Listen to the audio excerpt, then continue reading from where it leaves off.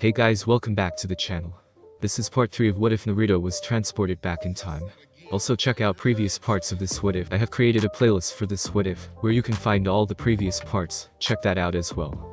And check out crossover What Ifs for more amazing What Ifs, and if you like those videos do consider to subscribe. I will be posting the link down below in the pinned comments, you can check it out from there. Before we start, please do support for more awesome content, it really means a lot. Don't forget to subscribe and leave a like. And also check the description for the creator of this great fanfic and support them for making this fanfic. So let's start this video. Very few of the newly graduated Genin class slept well that night. 27 students had graduated, 27 students had heard the same basic message from 9 Jonin, and 26 students had vowed that they would be one of the 9 taken as official Genin. The 27th had other things on his mind at the time. Most of the graduates had gone home to their families that night and told them of the additional tests to take place the following morning. Some had received advice from a parent or sibling who had been ninja at some point, others received a kind word of encouragement and assurance that they would do fine. Most were offered dinner, and a few even managed to accept it and keep it down despite their nerves. A few of the girls declined the dinner offer because it was rumored that a certain boy that was sure to pass, of course, only like thin women. Only one of the Genin was completely unconcerned about the test the next day, and that was only because he would already passed it, and because far more pressing matters were hanging so heavily over him that he could scarcely breathe.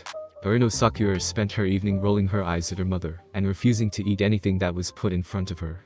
She would had a light snack after returning home from the meeting with Kakashi and the rest of Team 7, and that was more than enough food for her, unless she wanted to look like her mother in another few years. Their parents, unfortunately, didn't seem to understand how important it was for her to keep the pounds off. Her father had made a joke about how much her stealth skills would improve if she wasted away to nothing. This had caused her mother to declare Sakura too skinny for her own good, as she added an extra portion to the plate full of food Sakura was already not eating. Only the fact that she really was very nervous and feeling a little queasy, and that it was readily apparent on her face, kept Sakura from having to eat her weight in pork and steamed vegetables. Once she had escaped her family, she quickly made her way to her room, and locked the door, refusing to come out for the rest of the night lest she find herself tied to a chair, while her mother force-fed her some crackers, and other foods meant to settle upset stomachs, and put a little weight on silly girls.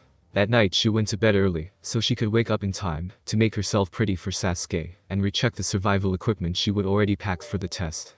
Sleep did not come easy, and once it arrived she wished that it had just stayed away altogether.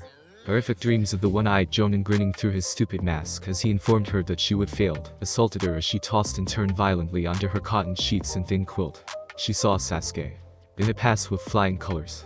Scowling as he looked down his nose at her and shook his head in disappointment before wrapping an arm possessively around the slender waist of blonde, perfect, and formerly Sakura's best friend, Yamanaka Ino. He then whispered something into the floozy's ear that caused her to laugh playfully and glance in Sakura's direction, as she planted a small kiss on the flawless skin of their mutual crush's cheek. Twice Sakura woke up in a cold sweat, her heart pounding until she realized that it was just a dream, and that Sasuke could never like Ino pig with her snooty little nose, ugly boring hair, and, admittedly, fashionable clothes that she only wore to show off her family's modest wealth. Both times she assured herself that Sasuke would see right through Ino, and would know what a shallow and annoying person she was. And yet, every time she closed her eyes she saw the same thing. She would fail miserably at all of the different tests Kakashi forced her to take, Sasuke would pass, and then Ino would show up looking smug and stealing Sakura's destined true love. It was enough to drive a girl crazy, and when her alarm finally, mercifully, went off, she was mentally exhausted, and didn't feel like her body had gotten any rest at all. Her stomach growled irritably, but a light punch reminded it that there were more important things to think about than food. When she was Uchiha Sakura, she promised to reward her stomach every time her beloved husband took her on a date to one of the expensive restaurants in the village. Soon she was showered, dressed, and looking as good as she could make herself look after a night like the one she would just had. Her light pink, canvas satchel was stuffed with anything and everything she thought might be required to make it through Kakashi's survival training test, as well as several items purported in her favorite magazines to be useful in keeping herself looking nice even under less than ideal conditions. Without a word to her thankfully still sleeping parents, Sakura made her way into the dimly lit day. She would be a little early, but it was important to show Sasuke and Kakashi how responsible and prepared she was, plus it would deny her mother another chance to try to feed her, which was always a good thing. Sakura shifted the strap of her heavy bag until it was comfortable and then set out, determined to pass Kakashi's test and win Sasuke's heart. In his expensive, yet somehow cold, apartment, Sasuke also woke early and prepared himself for Kakashi's survival training. He too has spent the night restlessly trying to get comfortable in his large bed and struggling to hold the nightmares at bay. By the time he finally awoke, his silk sheaths clung to his sweaty body like flypaper, and his dreams remained with him. It would be worthless to kill someone like you, my foolish brother. Even awake, those words haunted him, echoing faintly in his ears as the ghost of his older brother's strange eyes floated in his mind. Those eyes, the Mangekyou Sharingan, always seemed to be on him, sometimes taunting him, sometimes frightening him, but always just ahead of him, unreachable and untouchable. Sasuke ran his hands over his face, pushing his fatigue away, and then up through his dark, wet bangs as he took a deep breath and glanced at the clock beside his bed. It was earlier than he needed to wake, but not so early that he shouldn't get out of bed anyway. He had better things to do with his time than dreaming about the past that continued to dog his every footstep. If you want to kill me, hate me, curse me, live a long and unsightly life, run away, and cling to your pitiful life. And someday, when you have the same eyes as me, come before me. Itachi's voice had been so calm when he spoke those words, as if he would felt nothing for what he would done to their clan, for what he would done to their mother and father. He just calmly looked at his little brother who had always idolized him, and strived to be as perfect at everything as he was, and said those strange words that Sasuke had thought about every day since. Sasuke quickly made his way to the bathroom and splashed water on his face to clear away the sticky feeling his sweat had left with him. He glanced at the mirror and frowned. How had Itachi felt when he became a genin? He hated thinking about his brother, hated comparing himself to the bastard, and yet he couldn't seem to stop doing it. Had Itachi even been capable of feeling nervous about the test given to see if he was actually allowed to become a full-fledged genin, or had he just been supremely confident in his skills, knowing what a genius he was? Probably the latter. After all, Itachi had only heard how amazing he was from their father every day of his life. It wasn't as if he would have been like the others in Sasuke's class, just looking happy to have graduated and pleased to be on a team. He was an Uchiha, he was bred to be the best, and would have accepted nothing less than perfection, and Sasuke was going to be exactly the same. Itachi had been 5 years younger than Sasuke when he graduated, only 7 years old and still top of his class. He would have been allowed to enter the academy earlier, but that was just more proof of his genius. Inin by 7, Sharingan Master by 8, Chunin by 10. Of course, Itachi had been in an entirely different situation than Sasuke was. He had grown up in the house of the leader of one of the most powerful clans in the village, not on the outskirts of a compound that was now as silent as a graveyard, with a clear view of the empty home he would loved as a child. Itachi had grown up with a loving mother, a father who favored him, and a brother who idolized him. He hadn't spent half a decade as the last living member of his family, hearing the whispers as he walked down the streets. Itachi had always come home to a family that welcomed him happily. He hadn't ever had to come home and see his clan slaughtered, and his parents murdered by the person he looked up to. In short, Itachi hadn't grown up with Itachi as an older brother.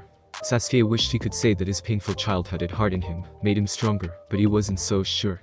He was better than everyone in his class, but he couldn't use the Sharingan, yet he might not even be capable of it. He would heard rumors, before his clan was slaughtered, that the Sharingan sometimes failed to manifest, even in children who seemed quite talented. Itachi had already had it mastered for 4 years when he was Sasuke's age, and Sasuke didn't even know what it felt like. Itachi seemed so far ahead. How was Sasuke supposed to make up that ground? How was he supposed to avenge his clan when he was stuck with 2 weaklings as team members? He would know as soon as Iruka had said the teams were designed to be even that he would be carrying his team until he could rid himself of them. He was the strongest of the class in every subject. It was natural that to balance the teams meant he had to be stuck with 2 far weaker teammates. Sasuke allowed a wary sigh to escape his lips, and then plucked his toothbrush out of the cup by the sink, and began to clean himself up for the day. Uzumaki Naruto and Haruno Sakura. He supposed it could have been worse, but not by much. Naruto was a loud-mouthed idiot who was too dumb and delusional to realize just how weak and pathetic he really was. The fact that he would pass some sort of special test made it seem like the academy was just trying to get rid of him.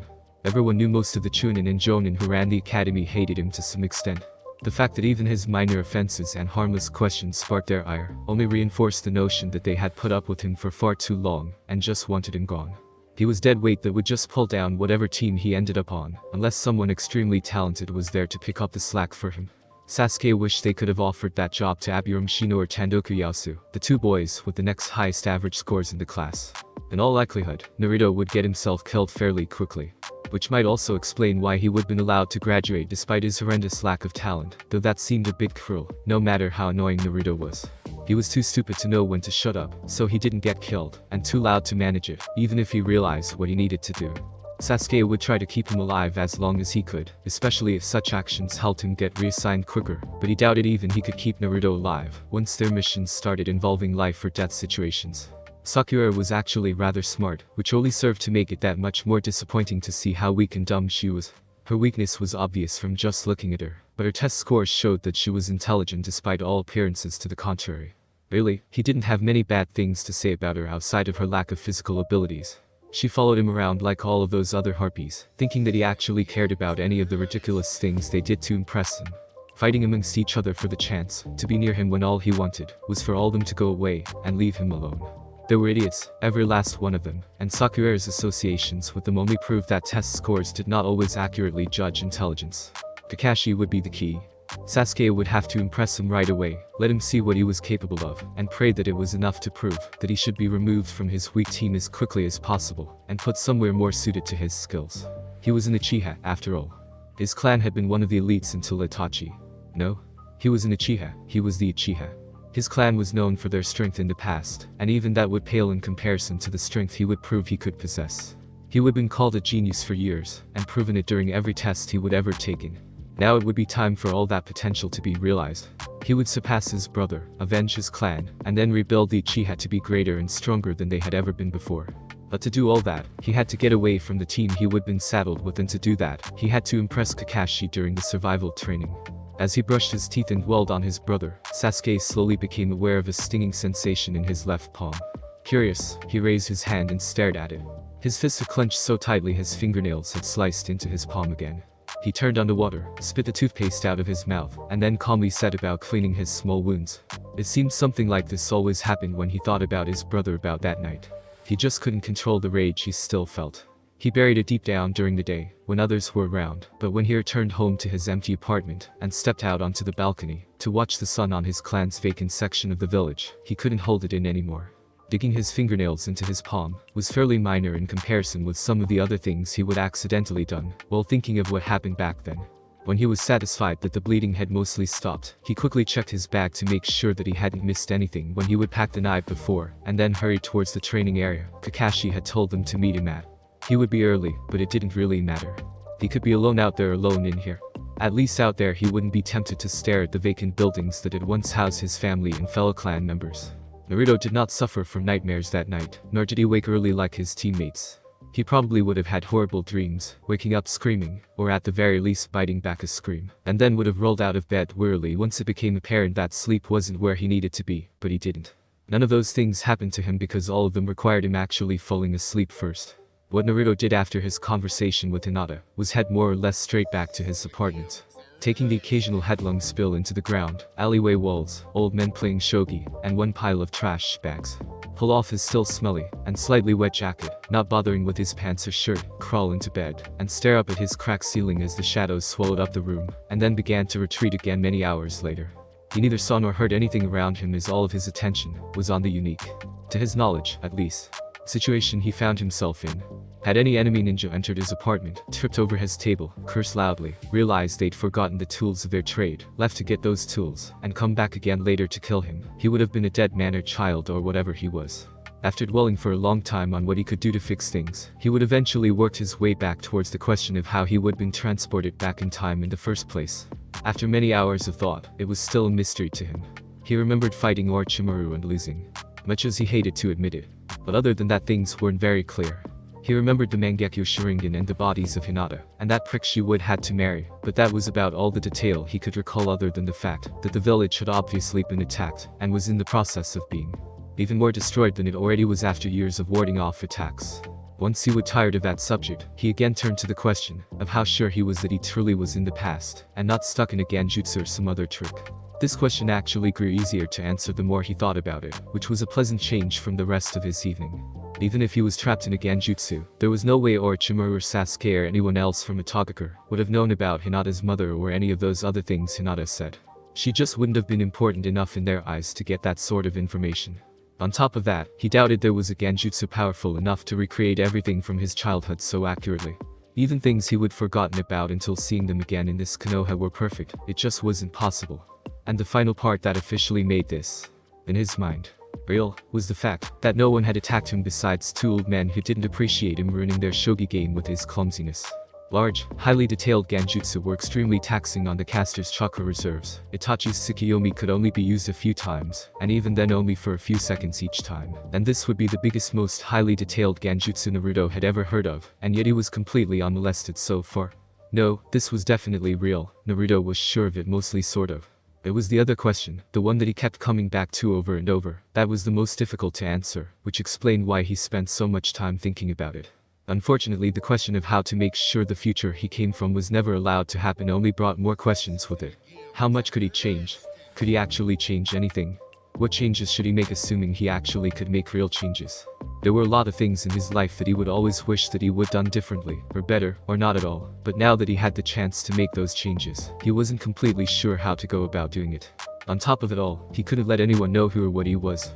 He knew enough about the way the village worked to know that if he suddenly developed an amazing array of abilities, people would notice and start asking hard-to-answer questions.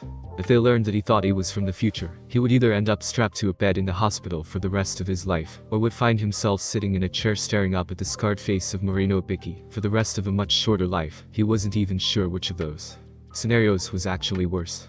Naruto sighed and rubbed his hands against the strangely smooth skin of his face. He would always been a baby face, but over the years, had gradually built up the ability to at least grow some stubble. Now his face was back to its previous smoothness, and he was rather glad for it. Being unable to grow a decent beard or goatee, and being reminded of it by several friends from time to time, took all of the fun out of having facial hair, and turned it into just another chore that had to be done. He would always thought having a beard like Asuna's would have been cool, but it was not to be. There were female members of the village council who could grow more facial hair in a week than Naruto could manage in 3 months. And with that pleasant thought, Naruto sat up and yawned, deciding that it would be better to get going than sitting around, trying to plan how he was going to live his life the second time through.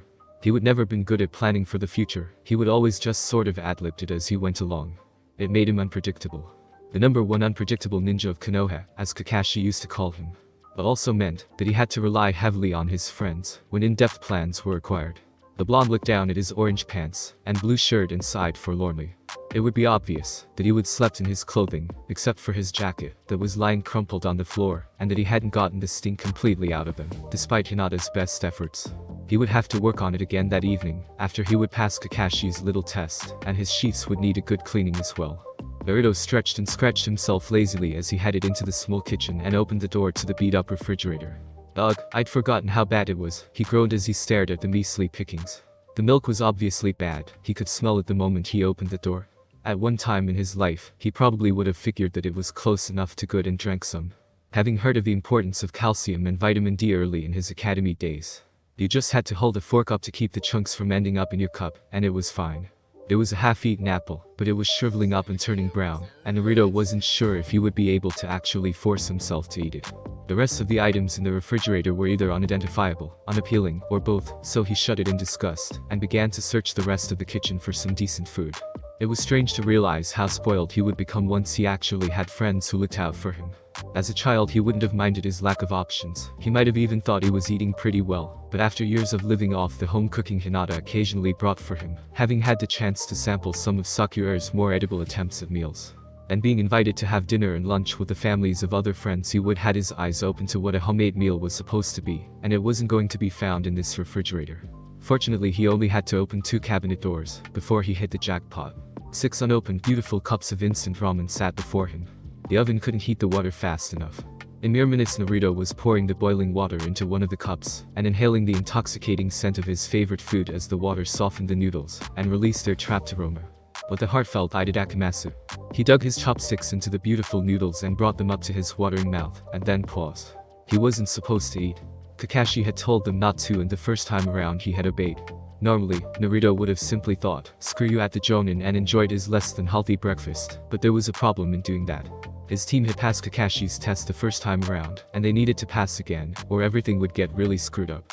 If they didn't pass the test, there wouldn't be Team 7, and if they weren't Team 7 they wouldn't go to Wave Country, and if they didn't go to the Wave Country, they might not be entered into the Chunin exam, and if they didn't take the exam, Naruto wouldn't have met Gaara and Jiraiya.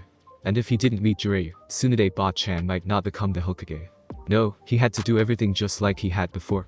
He couldn't remember all the details from way back then perfectly, but he had to be close enough to get the same outcome. If he started changing things that didn't need to be changed, everything could be ruined. With a heavy heart, Naruto let his chopsticks sink into the steaming bowl of noodles, and then picked up his ramen, carried it to the sink and mournfully poured it out. Watching the noodles and broth slide down the drain and out of sight was nearly the saddest thing he would ever seen. Well, actually, not even close, but it was the saddest thing he would seen since waking up in the past, and that was enough. Naruto let out a forlorn sigh and cast a longing glance back at the cupboard that held the wondrous stash of ramen, and then headed out the door and towards the training grounds. If he was going to be hungry, he might as well be hungry somewhere that didn't have a ready supply of ramen softly calling out to him like a siren amongst the rocks. Naruto was the last member of Team 7 to arrive at the training grounds, having been delayed numerous times by trips and stumbles, as his too short body was unable to comply with the instructions of a brain used to wielding far longer and more powerful limbs. He was, at least, encouraged by the fact that his stumbles were occurring less frequently than they had the previous day. Slowly but surely his mind was adapting to his new, or old, body, though the key word there was slowly. So long as he remained totally focused on his movements, he was generally fine.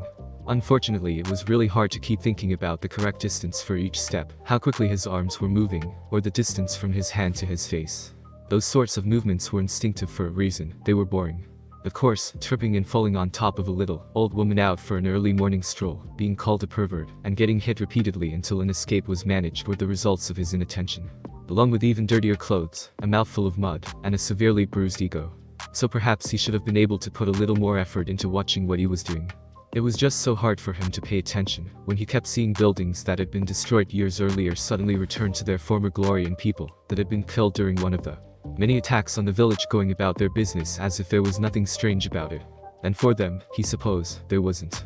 When he finally made it to the training grounds, his teammates looked as though they'd already been there for a while. Sasuke was sitting at the base of a tree, his satchel placed between his bent legs, his arms resting on his knees, and a bored expression on his face. A gentle breeze played with his long, dark bangs, causing them to sway in front of his face in a way that Naruto had to admit appeared to be simultaneously unintentional and unquestionably cool-looking. Seeing his old friend as he had been and being unaffected by the jealousy that had often dictated his actions and views as a young man, Naruto could see what the girls liked about the Uchiha. He was handsome, or at least Naruto assumed that he was, finding it a bit unpleasant to think of another guy as handsome. And something about his perpetual brooding made him seem mysterious and aloof. His features were almost delicate from one angle, but then hard as ice from another. "What are you looking at, Dobe?" Sasuke asked, noticing Naruto's stare. "I just realized why all the girls liked. Like you," Naruto replied with a grin. The seated boy snorted. "Don't get any ideas, I don't swing that way." Naruto opened his mouth to protest, or perhaps to challenge Sasuke to a fight, but before he could say anything Sakura yelled, "Quit bothering Sasuke, idiot." Sasuke rolled his eyes and muttered something under his breath before turning his head away from his teammates and looking up at the branches above him as the early morning sunlight danced in the leaves. Naruto frowned and glanced in Sakura's direction. "I think you're bothering him more than me," he retorted before he could stop himself. Sakura's eyes hardened dangerously, and her lips pulled back to reveal her clenched teeth as she advanced on him. It could have been his imagination, but Naruto thought that he might have even heard her knuckles popping as her hands squeezed into fists. "Sakura-chan, don't do anything you will regret later," he said, gesturing placatingly with his hands. "I wouldn't regret this," she announced in a deadened voice. "You've had this coming for a long time." "Sakura-chan, I don't want to hurt you," he tried again, his arms relaxing slightly as he prepared to defend himself. "But if you try to hit me..." He knew there was going to be power behind her fist, there always was, but it came at him so pitifully slow it was almost hard to take it seriously. As a child, he would often been blindsided by such attacks, his eyes unable to follow them, but this time he could see it coming with ease. His right arm shot out instinctively to knock her fist away. But his hand didn't travel far enough to make contact with her arm. A half second later, her fist slammed into his head, sending him tumbling through the grass and dirt. For a long minute, Naruto lay in a heap, covered in grass and dust and not moving, perhaps not even breathing. Then he coughed, spitting sod from his mouth, and rolled onto his back, one hand coming up to rub his aching face. "Damn it, Sakura-chan," he grumbled, gingerly touching the large lump that was already forming on his head as he sat up. "I forgot you were such a..." "What was that?" The pink-haired Kunoichi snarled as she rounded on him again, her eyes twitching. Naruto swallowed the comment instantly, and smiled innocently up at her. "Nothing. Make sure it stays that way." Naruto nodded hastily, not wanting anything more to do with her angry sight, until his body was working properly. It was actually, in a vague and mostly made up so he would feel better about himself sort of way, a good thing that she would punched him. He would been able to see her fist coming, and could have dodged it or blocked it, if his arms and legs would consistently do what he asked of them. Seeing how much of a hindrance his body was going to be in battle helped him see what he would have to work on first. After all, it would be difficult to save all of his friends, if he was constantly tripping and misjudging distances. It also worked as a convenient excuse to not start trying to make any changes right away, since he had no idea where to begin.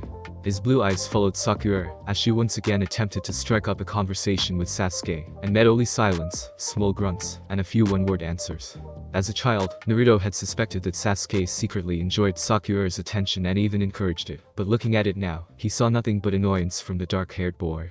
Perhaps it just hadn't started yet, or maybe he would seen something that wasn't there because he would wish that it was him she would paid so much attention to. Whichever was the case, Sasuke looked to Naruto like he just wanted to be left alone, which was exactly what couldn't happen. If Sasuke was allowed to be the loner that he wanted to be, then he would be that much more willing to leave the village in search of power in less than a year. Sasuke's ties to the village had been nearly severed by his brother's betrayal, and then the last few were ripped away by Orochimaru and the curse seal. What he needed was a few stronger ties. Naruto liked to think that he had been one, but if he was, it wasn't enough.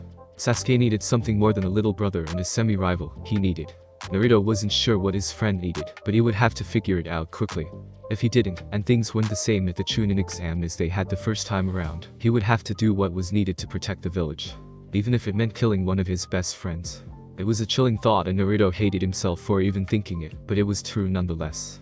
He would kill Sasuke, before allowing him to betray the village a second time, especially after having lived through the consequences.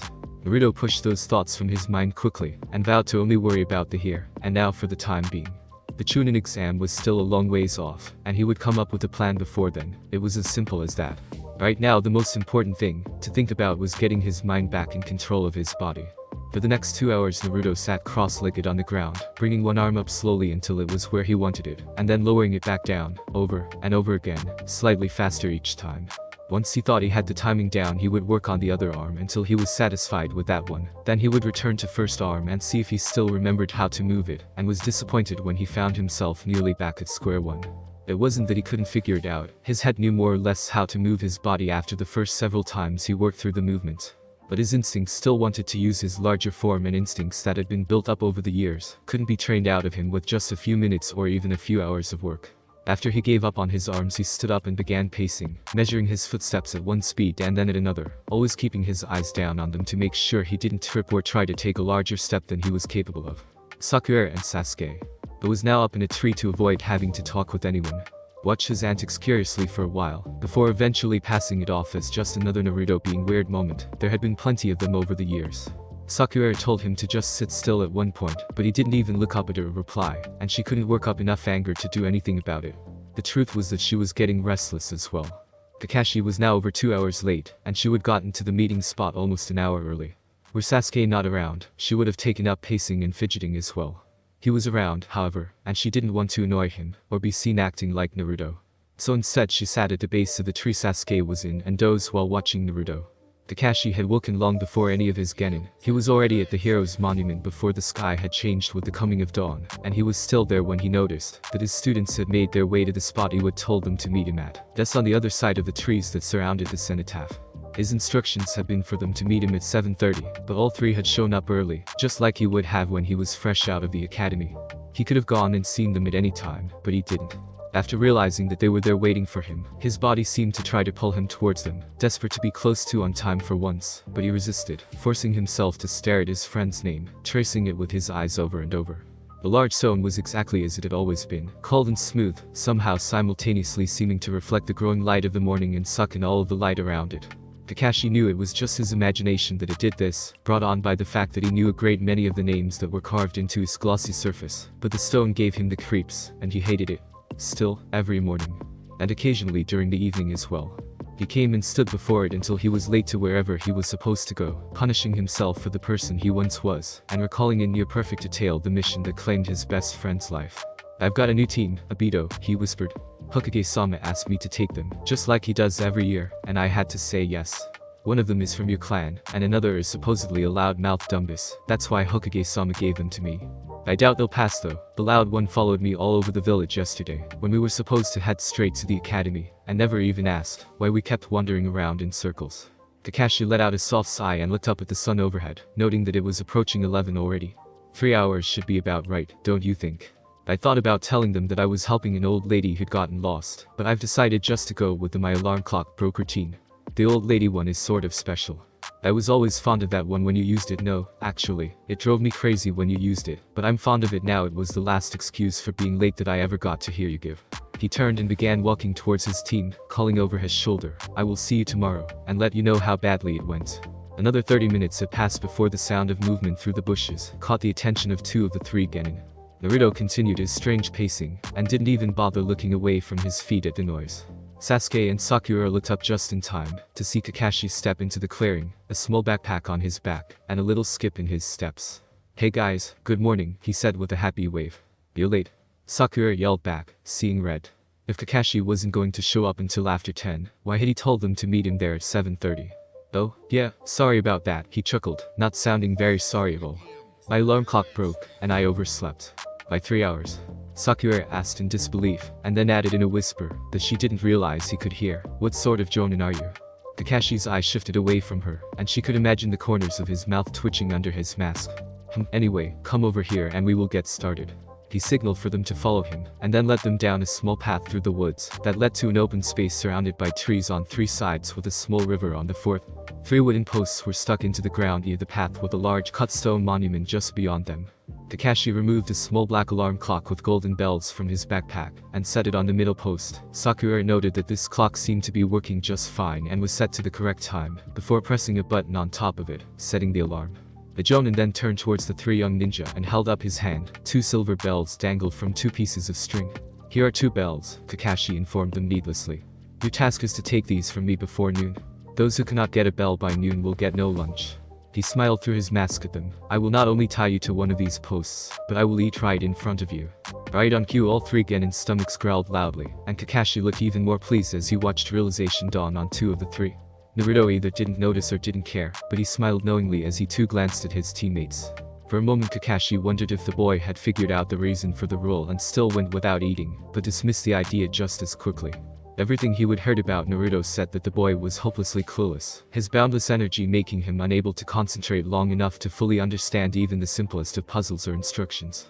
Of course, if one read between the lines of many of those reports, it wasn't difficult to see a rather intense dislike of the boy coloring the opinions of most of his teachers, but if you had figured it out, he should have eaten like an intelligent person. "You only need to get 1 bell," he continued, allowing his thoughts on Naruto to slip to the back of his mind. "Obviously there are only 2, so one of you will definitely be tied to a stump, and the person who doesn't take a bell fails." Kakashi gave the strings a small tug, and the bells tinkled tauntingly at his potential students. "At least one of you is headed back to the academy no matter what." Once again he watched their faces carefully as they realized what he was saying. This time Sakura inhaled sharply at the news, Sasuke's eyes narrowed, and once again Naruto seemed not to care very much. Kakashi's hand closed around the bells and he stood up a little straighter. "Use your shrunken, and whatever else you want. You won't succeed, unless you come at me with the intent to kill. But you will be in danger." Sakura objected. Naruto looked down at the kunai holster on his right thigh, judging the distance carefully, and then let his fingers slip into it. The moment they closed around the ring of one of his kunai, he drew it out and flipped it underhanded at Kakashi with surprising speed, though little accuracy. Kakashi watched it sail over his shoulder, missing him by a good 10 centimeters, and then turned back to the group. "Well, he doesn't have much aim, but at least Mr. Dead Last has got the right idea. Trust me, the only ones in danger out here are you 3, so I will say it again. If you don't come at me with the intent to kill, you stand no chance of getting a bell." Naruto scowled at the Mr. Dead Last comment, but more so at his aim. He would done such a good job getting his hand into the holster, but it still wasn't good enough. He had to be able to do it without thinking, and he had to be able to use his weapons accurately. In his current state, he stood no chance against Kakashi or anyone else for that matter. Fortunately, he didn't have to beat Kakashi today. He just had to make sure that everything happened the way it had before, and they would be fine. Well, maybe not the butt-poking thing. He didn't care how much it screwed up the timeline. Naruto was not going to let Kakashi do that a second time. "We will start when I say," Kakashi continued. "Ready, start." With that being said, I do hope you enjoyed. Thanks for listening. If you want the next part of this video, like, subscribe, and comment down below, and turn on that bell notification. And also check out the playlist that I have created, and enjoy. Link is in the description. See you in the next video. Peace.